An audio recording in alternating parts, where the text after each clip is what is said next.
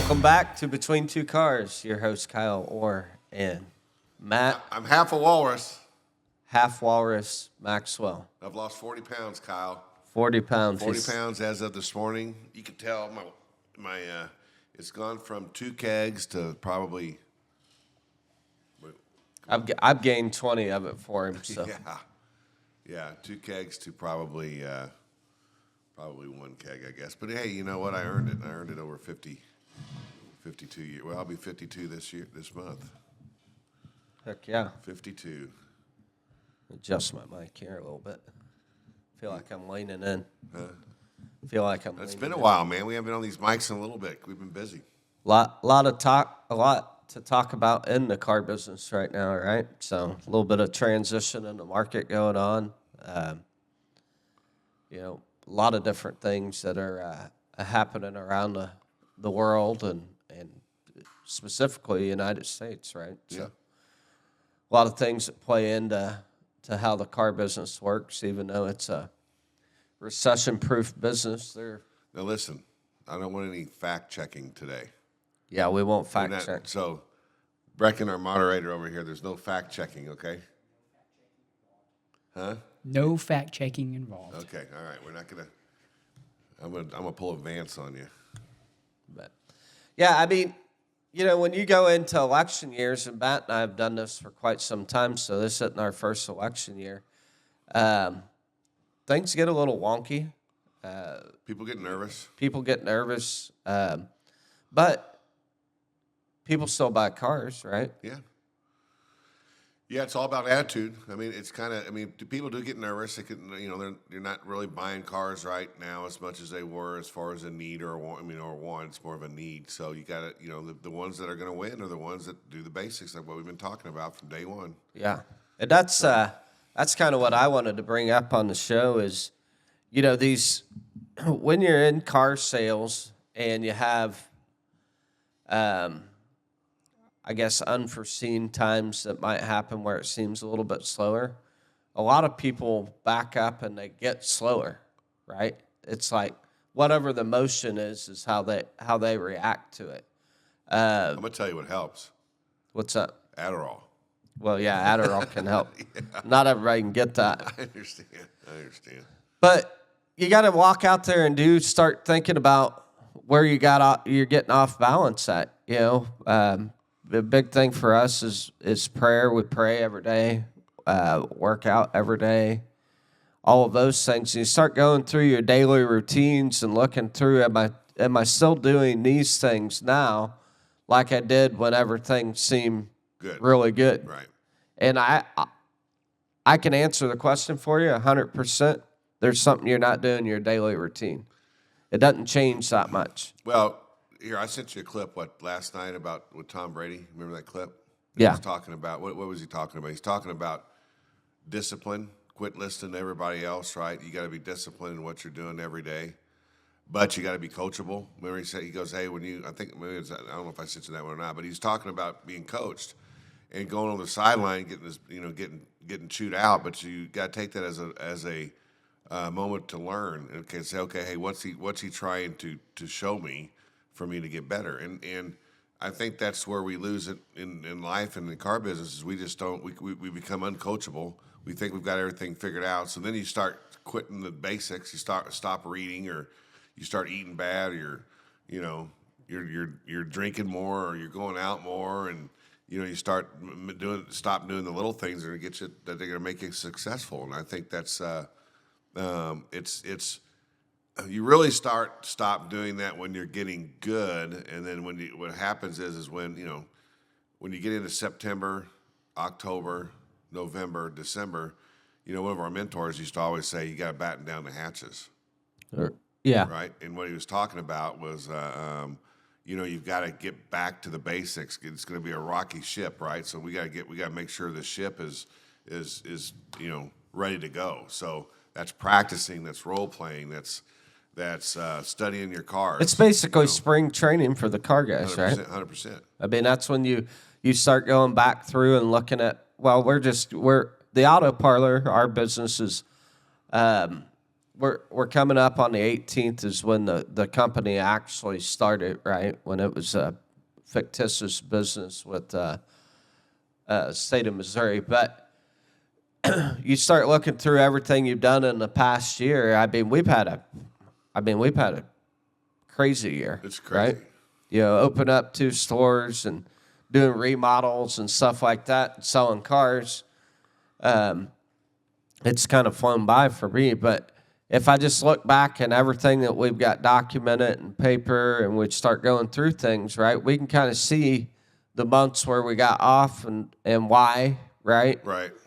And the next thing you can't do is blame the world for your problems, right? No, that's you gotta look in the mirror, 100%. And I think that's what people have the hardest time with, is actually saying, hey, they look at it as it's mistakes aren't bad, okay? Well, they're not bad if you learn from them. They're bad Right. if you continue to make them. Right, You're not right. learning. Right. Heck, the light bulb being invented took a long, long time, right? And it's from guys making, trial and error. I mean, there's. Well, you're going to lose in life, right? You're going to lose. I mean, that's the name of the game. It's the people that are successful are the ones that keep losing and then keep pushing to get better, and then eventually they win. Right. And they don't give up. They don't lose the vision. What was the other little snap that we shot of that one woman? That's I don't know if you want to show that one. We're not going to show that one. $20 million. But what she said was she bet on her. Right. She said, okay, I have the talent. I'm betting on myself. And a lot of people don't do that.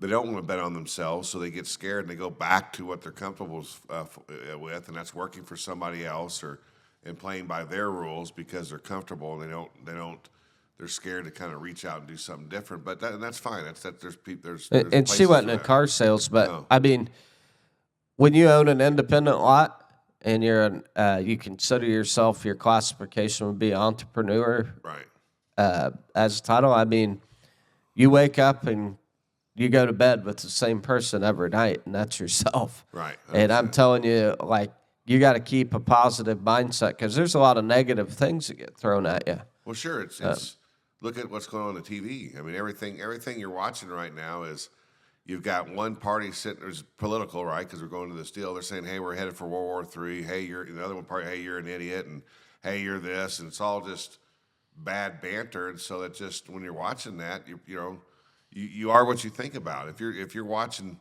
as Earl Nightingale's statement, right? You are what you think about. So if you're putting negative and you're watching negative things all the time, your body and your mind is going to think negative. Just negative things are going to happen. Even how you react to a customer, 100%. right? 100%. Is negative. So you got to put yourself around winners. You got to keep yourself around positive people. You got to stay positive. You got to listen to positive podcasts like Between Two Cars. yes, You got to just do some.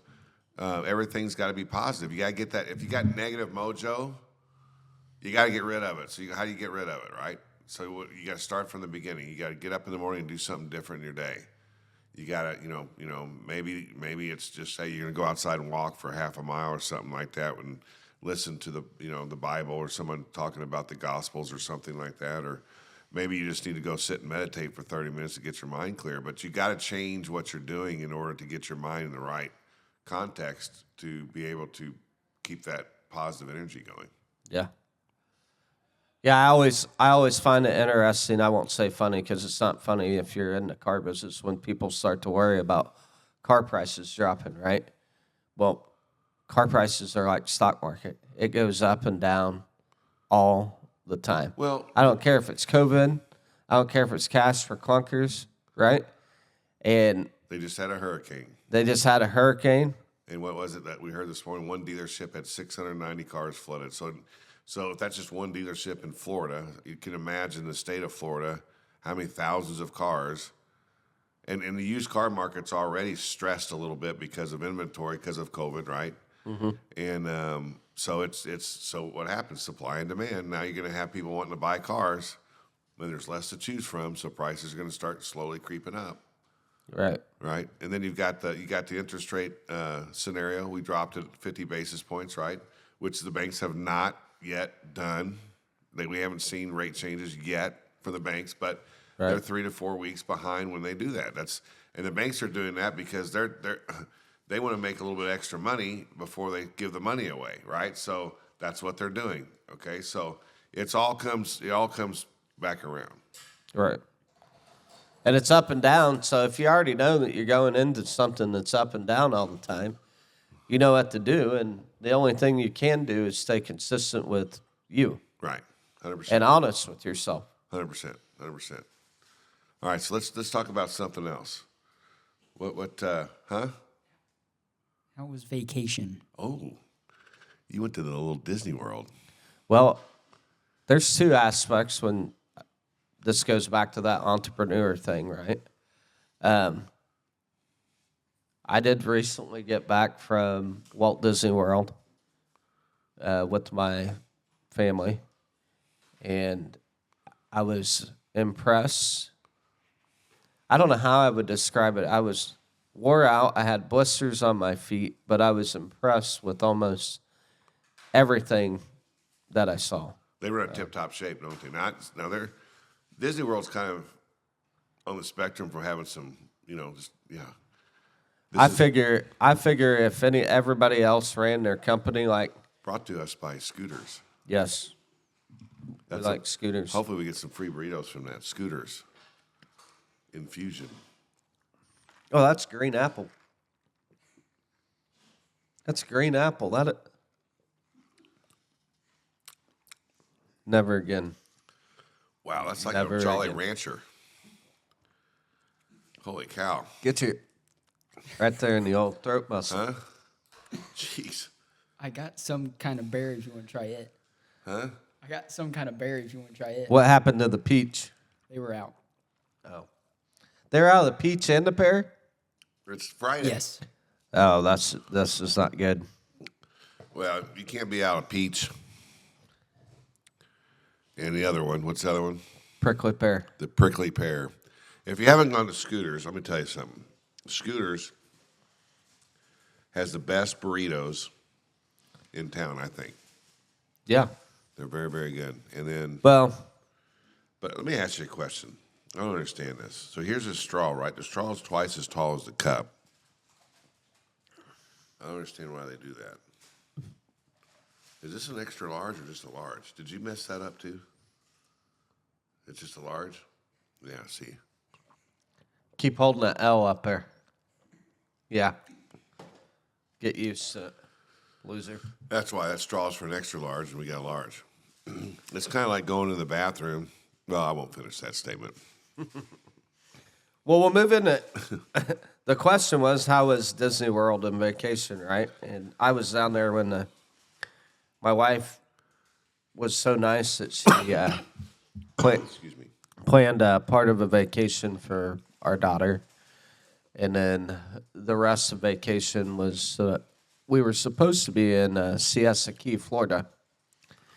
And last minute decision, we ended up in Daytona because we were Hurricane. dodging the hurricane. Yeah. So I got to ask you, who's taller, Sleepy or you? I never got close enough to actually put a measurement on it. You're close enough. They walked right by you. So who's taller? You can say it. I think I have one by an I don't inch. think so. I think the Seven Dwarfs smoked your butt. So I think that's. I think they dwarfed you. They dwarfed you. But so if you think about Disney World too, let's just put that in perspective of what we were just talking about.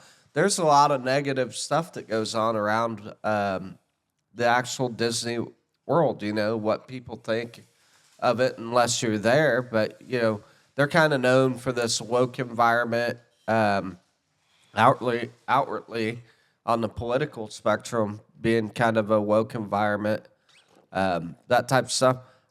I never seen it when I was there. I walked. I mean, I don't know how many miles I walked. I walked around the world about 17 So you're times. saying what you saw on the news wasn't probably 100% accurate at the park? I am saying that. Yeah. Yeah. Go figure that one. But the neatest thing to me was, since we're in the automotive business, is how they transport people in from. I mean, they're a massive lines Have you ever gone of to Disney? people. Have you ever talked to somebody gone to Disney training or anything like that? Yeah, I mean, It's amazing I'm what not they do. my childhood home. My childhood home is 9 miles away from Walt Disney's childhood home. So you so- probably influenced the Seven Dwarfs then. So I could have been You an might have been. I influence. mean, you know what? He might have been saying, "Wait a minute, how's Kyle today?" Well, there's Grumpy. All right, there's Grumpy. Let's make Grumpy. But Maybe he was I watching. remember growing up in near Marceline, Missouri, where Walt Disney's from, and they would fly certain characters in and stuff like that, and they would stay in his house. And I remember people telling us that, Fly characters. We mean like they flew in Dumbo or like Mickey Mouse, and they never came out of character. So Really? they would stay in. Those characters would stay in when they would stay in his childhood home, and even when they were, you think they came out of character inside the home? they did. That's why nobody else could ever be in there. That might be the woke stuff you're talking about right there. Just so you When know. when the character was in the house, there was nobody else that was able to come. Even So they weren't out of costume. They didn't want to see who the.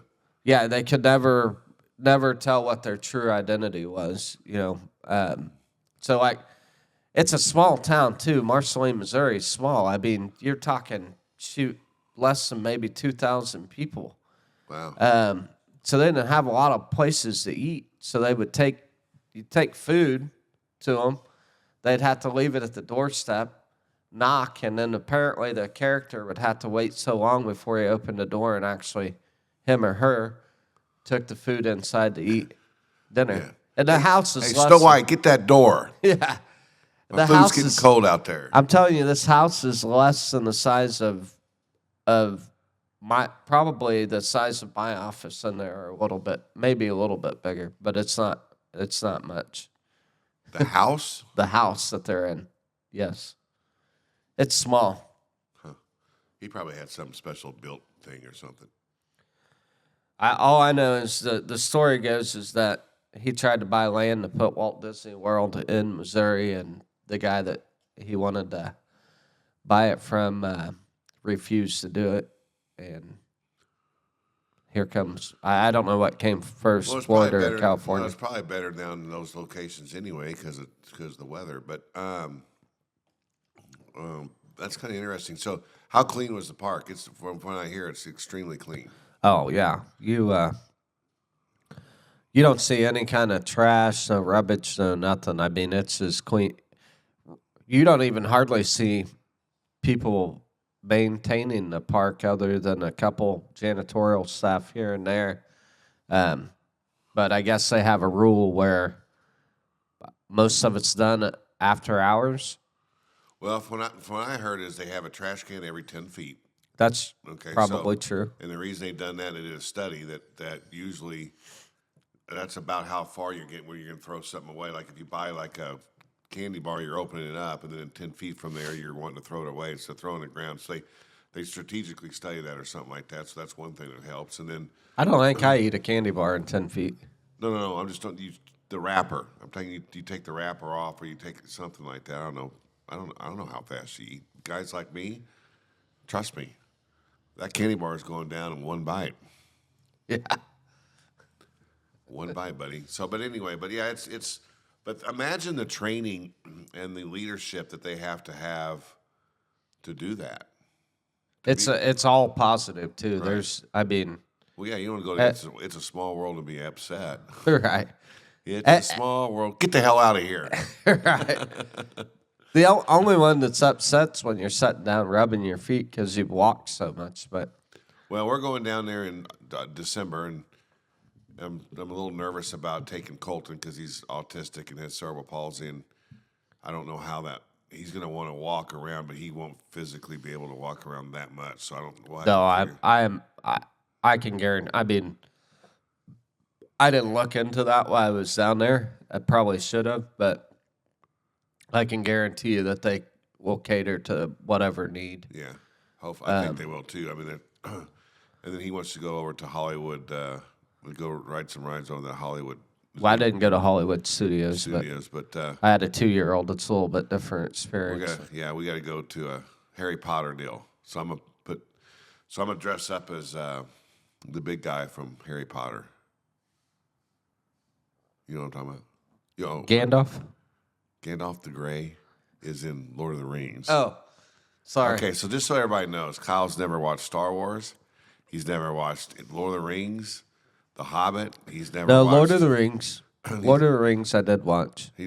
Finally. He's never watched No, Harry it Potter. wasn't. It was Harry Potter. That's what we got into for a little bit. Yeah, he's never finished it. He has no idea who any of the characters are.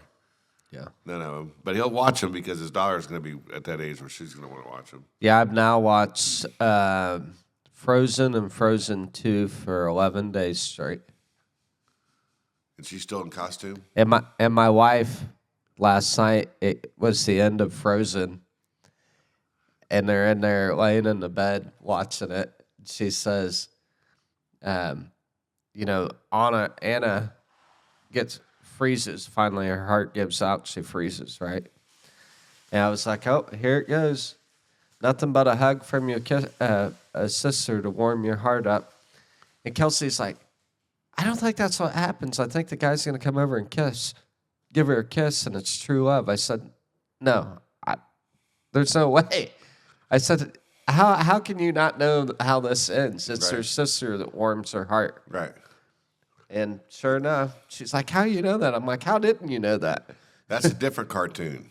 Remember when that Snow White where the prince gets Beauty and the Beast, all that Yeah. stuff. I mean, it's not all about a prince kissing you. Right. I've never had that happen. Me neither. So I don't know what that's like. So maybe that's why we're a little off on that subject. But anyway. But it is a neat. I don't know if magical in my mind is what you would use to describe it, but you are in the most magical place in the world.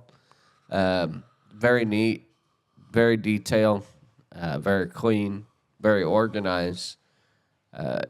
And if most people ran their company like that, I think you'd see a lot more success. Yeah. Because you can tell everybody's beating the same drum there. Yeah. So Can you imagine one of the managers' meetings, though? All right. I'd like all the Mickey Mouses over here to the left, all the Minnies over here to the right. Ma'am, your dress is not correct. We need you to go get that fixed. Imagine what do they talk about? Well, I don't know, but apparently there's a lot that goes in under the tunnels of those Their whole places. job is to make people smile. That's probably what they're doing. No matter what, you make them smile. These kids, who was it that I think Jay from Eagle Pride was telling us about one of his children or whatever, and he goes into the Star Wars deal, and they're all dressed up, and they're in a Millennium Falcon. That's a spaceship. I know you don't know who that Han Solo. Okay, Yeah, you don't know who that we're is, past those days too. So anyway, no, I'm not. I still watch all that stuff. So anyway, I'm more like Chewbacca. I mean, what was that? Late 70s, early 80s when all that came out? Yeah, you weren't even born yet.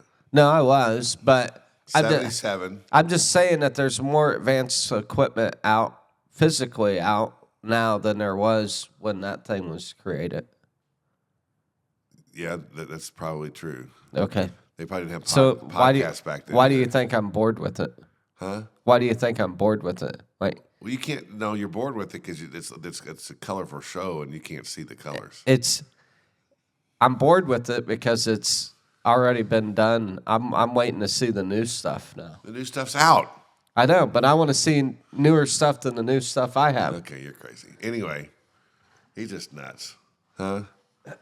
We need to put it one of those. What is that? The Google VR deal, virtual reality. Well, let's make an avatar of you. That's what we're gonna do. We're gonna make an avatar. Now that was cool. We did go through the Avatar deal. That was pretty sweet. Yeah.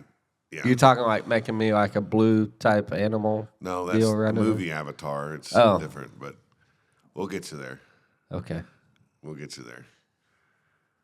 Wow. Okay, so that went completely. Could you imagine me jumping from a palm tree to palm tree? Yeah, That'd be cool. yeah, but you're the size of a monkey. I could see that.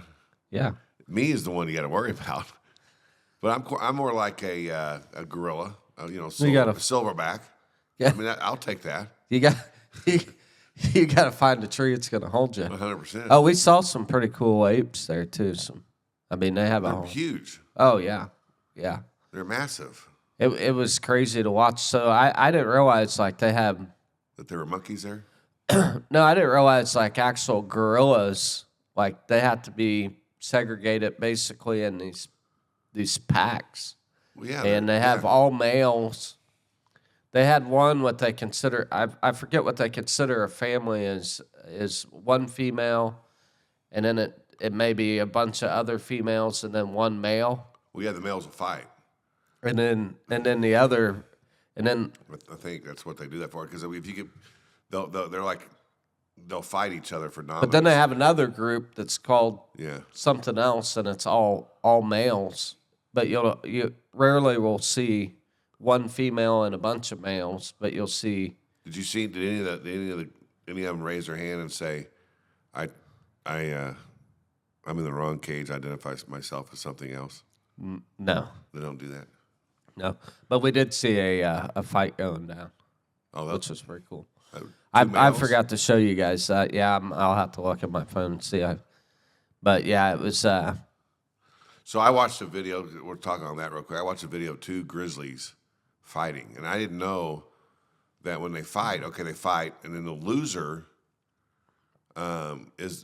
puts his head down and waits until I think the winner walks away. The winner walks away. The loser doesn't. The loser is like just the winner's walking around him, right, and the loser just has to succumb to the winner, and then the winner eventually just walks away. But that's kind of crazy. These two bears. Bow your head till I leave. Yeah, these two bears, man, they're like 10 foot tall, something like this, just going at it for 45 minutes of just.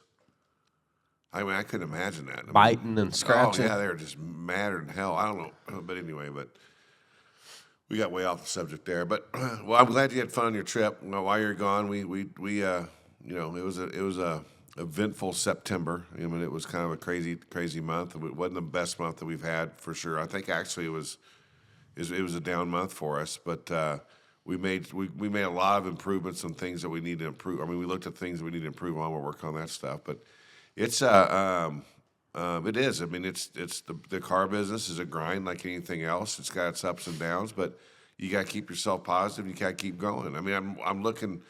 Yesterday I got a phone call about one of our old stores that we used to work at, and the gentleman I guess that replaced me, and I've never met him or know who he is or know anything about him, comes out. They had a tough September, and comes out. And guys, this is what not to do. Leaders shouldn't do this, okay, if they're leaders. But comes out with a point system and basically tells the salespeople, if you don't do this, you can't go home. Lost four people. They walked out on them. What happens is, I mean, he doesn't own them. They're human beings.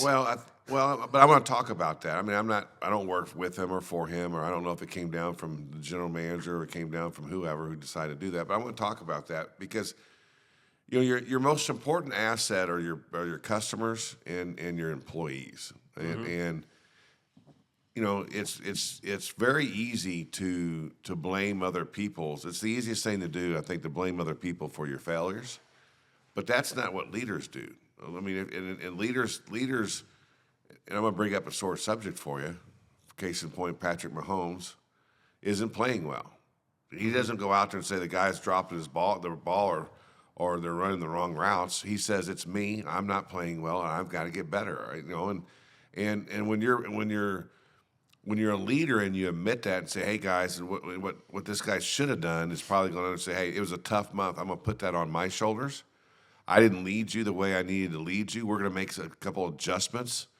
And we're gonna go after this thing in October. It's a new month, and let's attack it and let's have some fun. Well, it sounds like just bad morale all the way because, I mean, if you have to come out with a point system to hold your people accountable because for whatever reason you weren't where you thought you should be, right? It's micromanaging.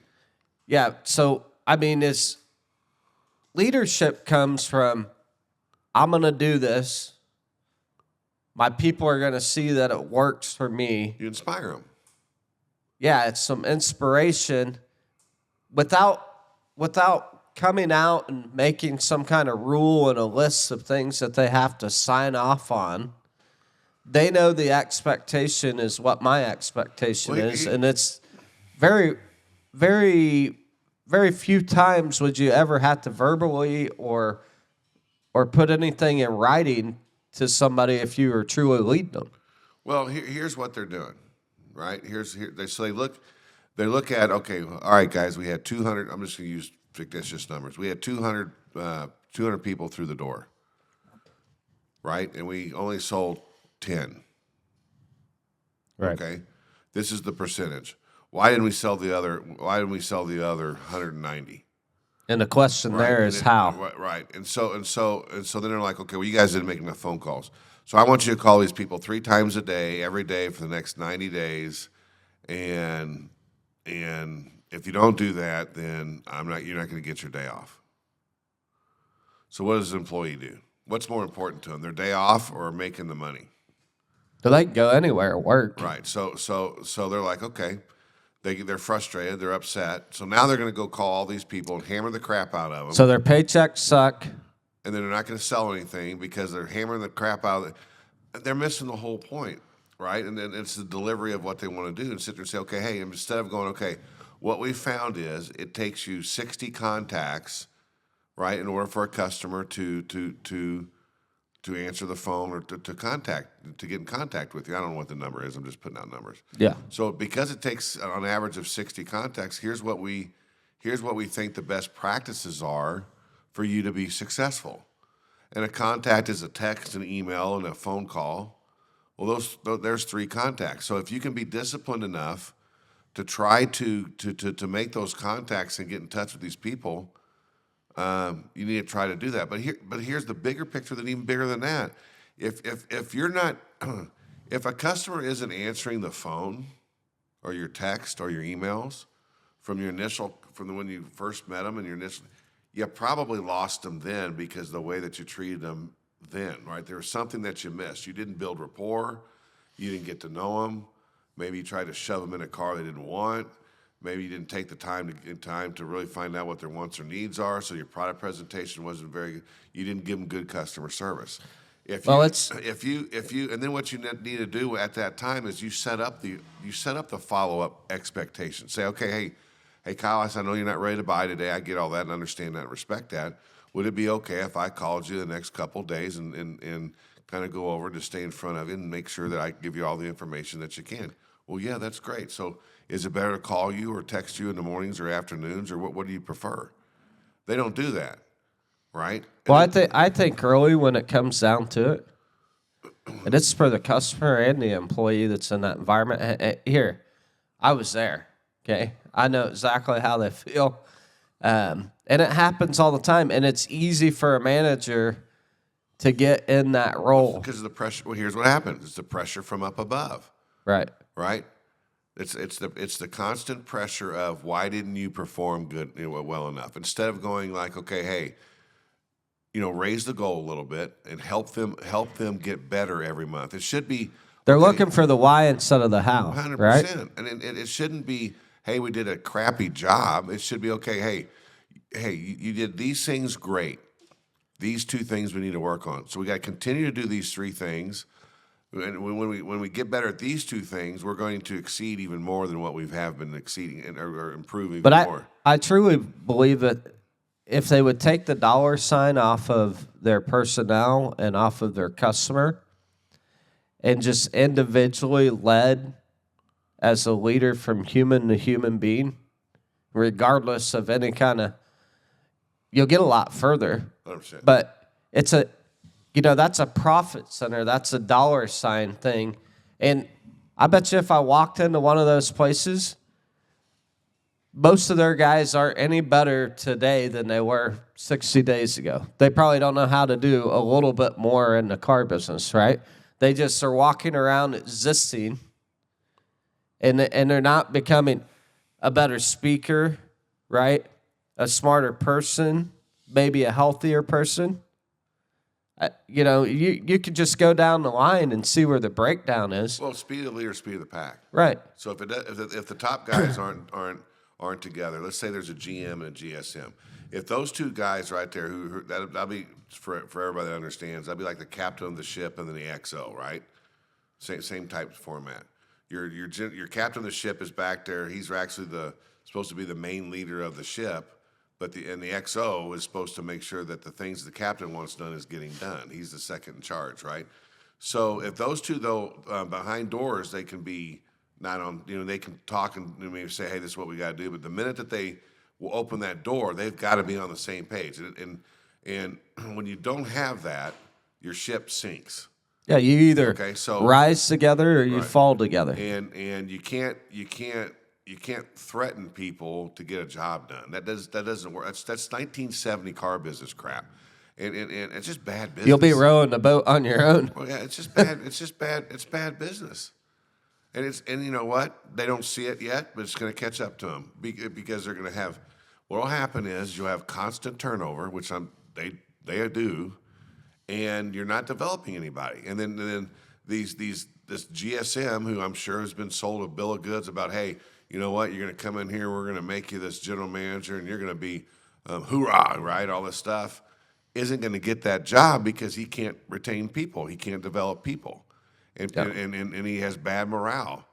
Yeah, they might be doing a little bit better for sales because they have inventory and stuff, but you should be growing not by a little, but by a lot. In my opinion, if you've got good people and you're growing them and you're working with them every day and you're helping teach them, really the sky's the limit. I mean, there's no cap on growth. You talk about listening to like Clubhouse, right? The guys on there.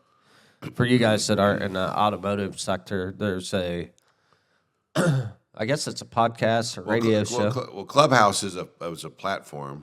Yeah. And then this is all about used cars. It's called all about used cars. Today it was their 175th show, and they do it every Friday at 8 o'clock Central time in the morning. And we listen to it quite a bit, Matt and I do. I was on there. One of the guys that's on there is Tommy Gibbs, and he's one of the most well-known used car and we've worked in one-on-one with Tommy and done some stuff. He's a very nice guy, very smart guy. The cool thing is they're walking through talking about similar to what we're talking about right now, but more on a, I guess, corporate level or a new car versus used car, where those franchises have a used car department. And they're talking about how these companies need to come up with more than one person to be able to appraise. They're saying you should appraise, double what you normally would appraise in a day. So if you're 25, you need to be figuring out how to appraise 50 cars in a day and then figure out which one of those ones you want to buy and keep or trade for. And they're talking about how many people it would take to do that. I was in that environment. I mean, there's just a handful of guys for all the trades that you get, right? Looking over and deciding what a car's worth to get it on the lot. And they emphasize big on developing those people into that role. Well, if you got people walking out of, it takes a long time to learn a car value. I get the books and all of that. There's a lot more that goes into it than that. You're guessing what that thing's going to sell. You're looking at day supply, market You're looking share. at it. Well, you're really looking at your money 30 days 100%. in the future, right? Yep. What's it going to look like? If you're doing it right, it should be 30. But most guys are looking at, most guys need to bid probably looking at what 60 days is going to do, right? Well, they make mistakes this way so they bid a car just to bid a car. They're not bidding a car and saying, okay, hey, is this a good piece for my retail side, or is this a good? I just need to take this thing straight to wholesale. What they want to try to do is they're chasing deals. When you have one guy appraising cars all the time, right? He's getting busy. So what's he do? He starts skipping steps, and he's less motivated to put the deal together. Right. So he's just like, here you go. Here's a number. Here you go. But when you have, that's why with Tony who taught us, we always had at least two people bidding the car. It was the manager and then the used. And you usually had somebody that was interacting in that deal with it. Tony was involved. Tony would get involved and help us bid cars as the owner. He's the only GM I think I've worked for, the owner, that did that. He would come out and say, "Hey, let's walk." And what he would do with me, he was developing all me and you and everybody. He'd say, "Okay, hey, walk around the car. You tell me how you're coming up with your value. We're not looking at any books. Yeah. Okay, I want you to because it was Toyotas, so we knew what the Toyotas were new, right, and what they did. And he taught us how to." Look at the car, look at the condition, look at the miles, And decide what you're going to sell it for. and decide what we had to sell it for. And we had to give him those numbers. So that's what I'm talking about. Having a leader like that gets involved. And sure, he get on to you. He's the coach that would call you out, and it was tough conversations at times. But looking back, I wouldn't have it any other way. I mean, he's made some mistakes on some of those things, but we all have. But I wouldn't have it the way that he trained us. We wouldn't be at where we're at today if we didn't go through that. So I had tipped my hat to him on that. But but you don't have that anymore. You don't have guys that go out there and do that. They sit in their office and they sit down and say, okay, your department, your store. He's talking to his GSM, right, or general sales manager. All your sales departments, you know what? They did a bad job, and you're going to fix it. How are you going to fix it?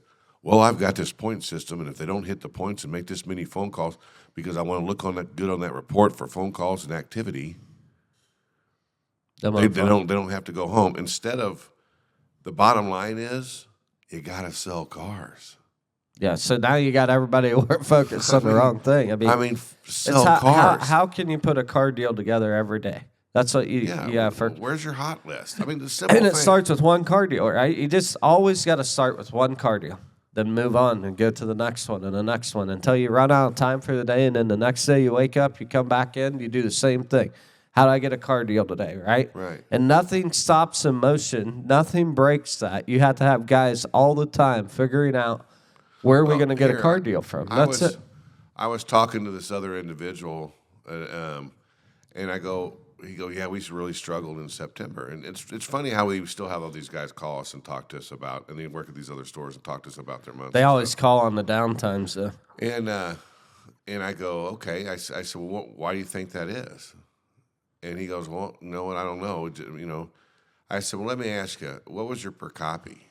And he told me, and it was $2,000 per copy, all in. That's with pack and finance.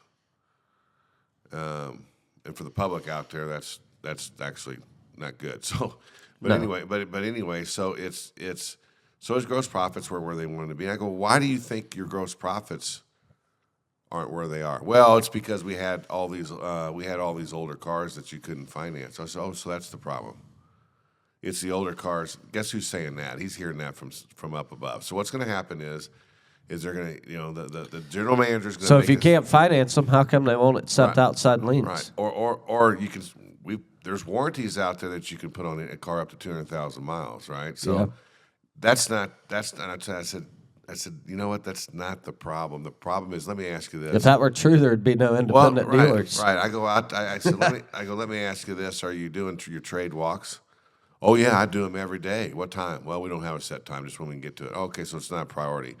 And I trade walks are where your salespeople get to know what the trade-ins are, and they get to hear the story. And then I said, are you walking your inventory and looking at them individually and sitting there saying, okay, hey, what's wrong? Why isn't this car selling, or what do you think? And asking your salespeople what the stories are. No. How often are you guys practicing your walkarounds? We're not. So okay, so you think that it's the cars that you bought, not the knowledge of the sales team. How excited are they right now? He goes, well, it's a morale problem. Yeah, I go, they're not very excited. So you know why? You guys didn't make any money last month, right? So let's go back to what we started on. So they didn't make any money last month. So his boss comes out and says, okay, hey, the solution is we're going to pound the crap out of them. They're going to do all this stuff. 4 guys walk out. The beatings will continue till morale changes. Right. They won't look in the mirror and say, okay, hey, it's like going back to the Tom Brady effect. You got to hold yourself accountable and look in the mirror and say, am I being the leader? Am I leading these people to the promised land? Am I developing these people to take my job? And that's really what you want. They don't. They fear their job, right? And that's the thing I hate about the corporate. We got our 5-minute rule here, but the thing I hated about that corporate What's the 5-minute environment. song? Get the 5-minute song. Put one on there. That way we know what it is. Come up with a 5-minute song. I was on a rant right there. You gotta let me rant. Sometimes my rants are longer than 5 minutes there, Brecken. Well, the thing with those environments, I won't just blame it corporate environments, right? Because I've seen a lot of Bad places, leaders. right? They don't want to develop anybody to become better than they are because they don't know how secure their position is. Or they're just not that good and they don't know how to do it. We probably should end on that now. Well, because they just won't take the time to develop themselves. I'm telling you, 20 years ago, I was a horrible, horrible manager.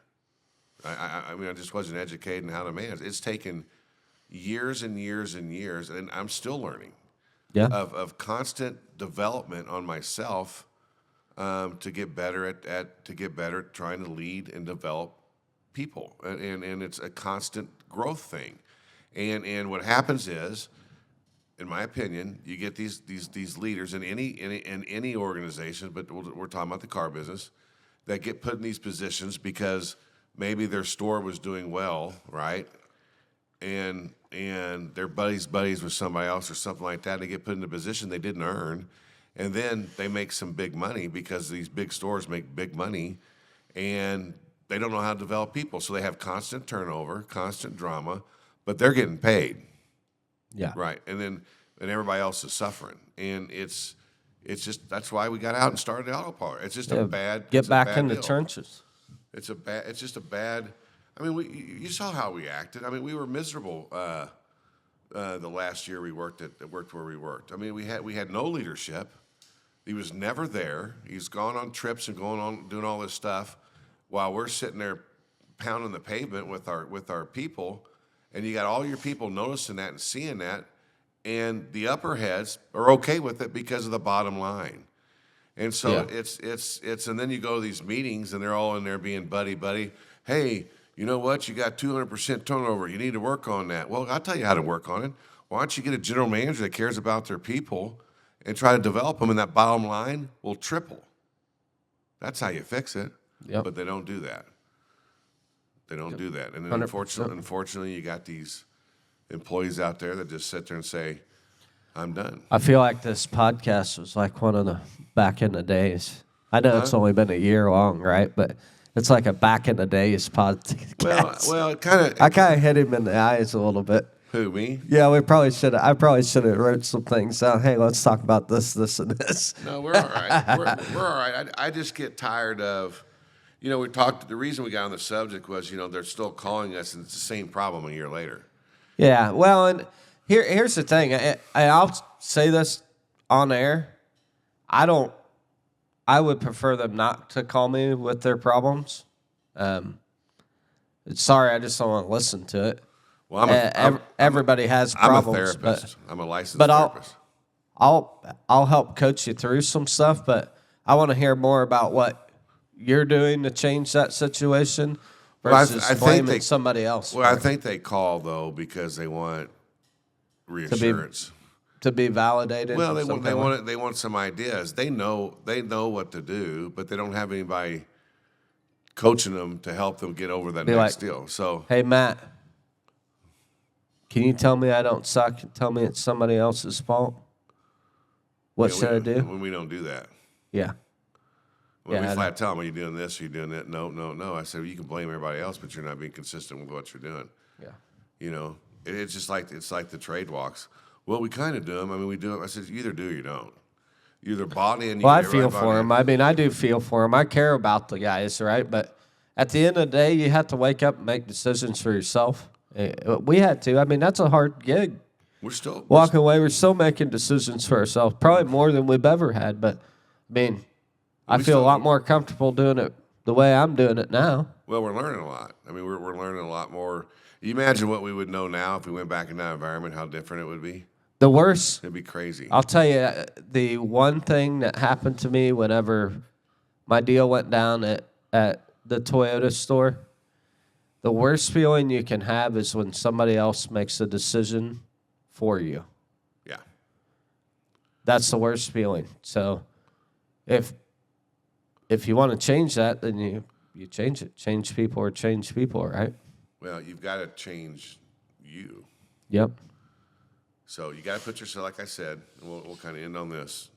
If you're struggling, look in the mirror and be honest with yourself. Am I doing everything? Am I doing everything I can to be positive with my life? Am I positive with my growth? Am I exercising, eating right? Am I doing something to better myself? Am I reading positive books? Am I watching Between Two Cars, because those guys are awesome?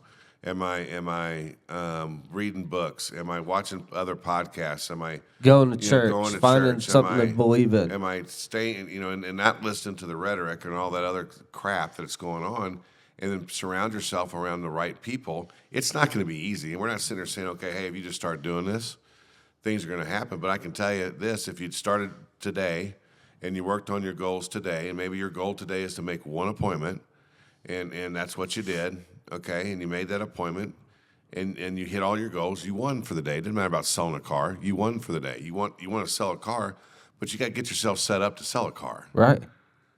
So and then the next day maybe you take that and say, okay, now I'm going to make 2 appointments.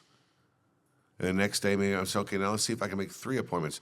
And you make as many calls as it takes for you to hit that goal. It doesn't matter if it's 10, if it's 150. If you made 10 phone calls, you made 3 appointments, hey, as a leader, I'd be like, hey, great job. Now, you think you can do any more?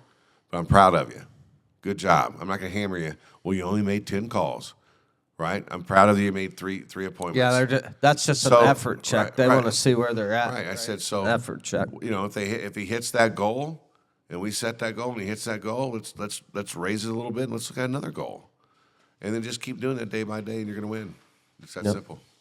Thank you guys for tuning in. See ya.